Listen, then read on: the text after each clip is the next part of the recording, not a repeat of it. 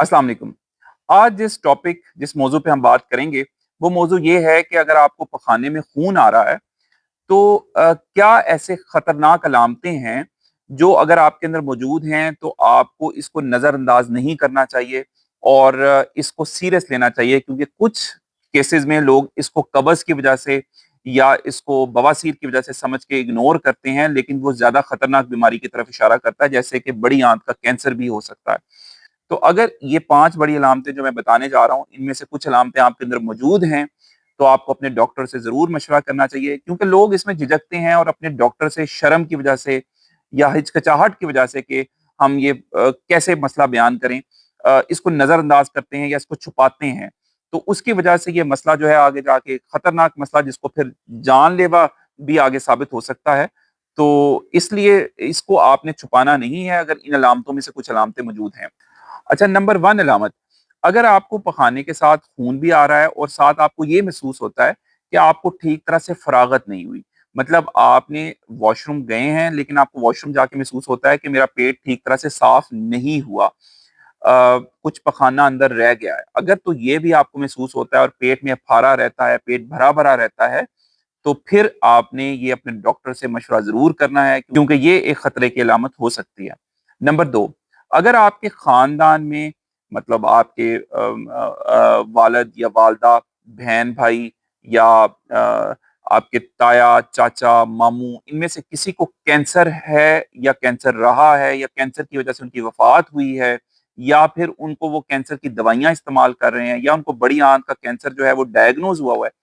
तो फिर आपने इसको बिल्कुल भी नज़रअंदाज नहीं करना। अगर आपको पखाने के साथ खून आ रहा है तो आपने ज़रूर अपने डॉक्टर से मशवरा करना है, क्योंकि बड़ी आंत का जो कैंसर है इसमें मोरोसियत का फैक्टर यानी कि जेनेटिक्स का फैक्टर बहुत अहम है। अगर आपके ख़ानदान में किसी को भी कैंसर है या तशख़ीस हो चुका है, तो फिर आप में भी इसके चांसेस मौजूद हैं। इसलिए अगर आपको ऐसी कोई अलामत आती है, पखाने की आदत में तब्दीली या आपको पखाने वाली जगह पे दर्द, तकलीफ या खून आना, तो आपने अपने डॉक्टर से ज़रूर मशवरा करना है। अच्छा, नंबर 3, अगर आप महसूस कर रहे हैं कि आपकी भूख में कमी वाक़या हुई है, यानी कि पहले आपका अगर आपको 1 या डेढ़ रोटी खाते थे आप, लेकिन अब आपकी आधी रोटी से ही पेट भर जाता है, या आपका खाने की तरफ कोई आपका रग़बत नहीं है, खाने को दिल नहीं करता, या खाने की तरफ देख के मतली होती है, तो फिर भी आपने इस चीज़ को नज़रअंदाज नहीं करना, क्योंकि ये एक इशारा हो सकता है कि आंतों के अंदर कोई ऐसी चीज़ बन रही है जिसकी वजह से आपकी भूख में तब्दीली आई है। तो भूख में तब्दीली एक ऐसा साइन है जिसको आपने बिल्कुल भी नज़रअंदाज नहीं करना और इसको अपने डॉक्टर से ज़रूर डिस्कस करना है।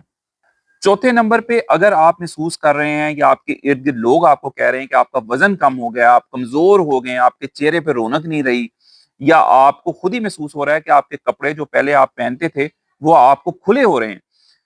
तो भी ये एक वार्निंग साइन है जिसको इग्नोर नहीं किया जा सकता और जिसको आपने हर सूरत अपने डॉक्टर से ज़रूर डिस्कस करना है कि डॉक्टर साहब, मेरा वज़न भी कम हो रहा है, मुझे भूख भी कम लग रही है और मुझे पेट में अफारा भी महसूस होता है, मुझे पेट भरा-भरा भी महसूस होता है। तो ये अलामत जो है इसको आपने इग्नोर बिल्कुल नहीं करना। ये भी अगर आपको साथ पखाने में खून आने के साथ ये अलामत भी शामिल है, तो फिर ये एक ऐसा साइन है जो आपने अपने डॉक्टर को ज़रूर बताना है। और 5वें नंबर पे ये कि अगर आपकी उम्र ज़्यादा है, मतलब उम्र आपकी 50 साल के लगभग है